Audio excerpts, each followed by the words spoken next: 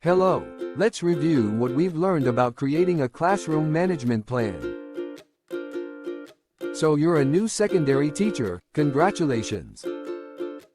Now you are thrown into the world of modern education. How do you keep your classroom from devolving into chaos?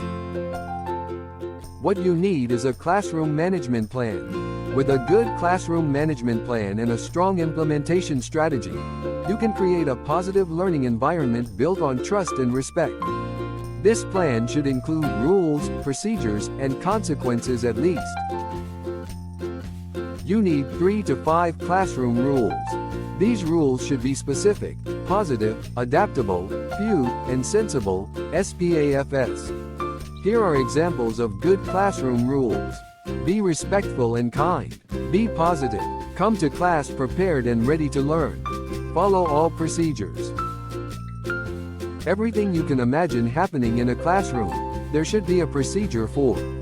How do you want them to go to the restroom? How do you want them entering the room? How do you want them to sharpen pencils?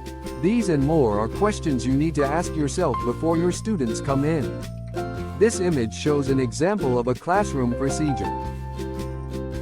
When students follow the rule or they adhere to the procedures, you need to provide a positive consequence as often as possible to reinforce this good behavior.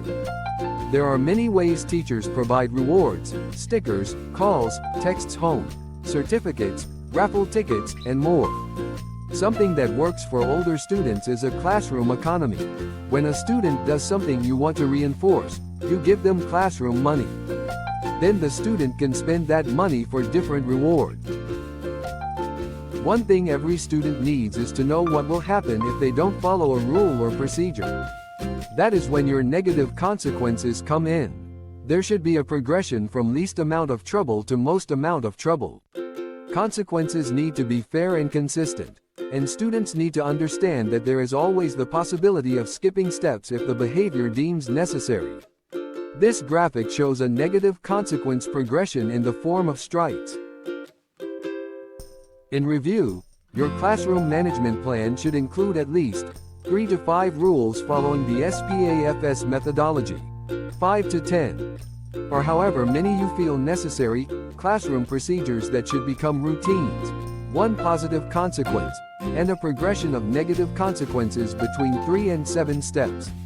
Classroom management plans may include more information, but these are the basics that every plan requires. Just remember, you got this. Believe in yourself, be confident, and stick to your plan, adjusting where necessary. Created using Powtoon.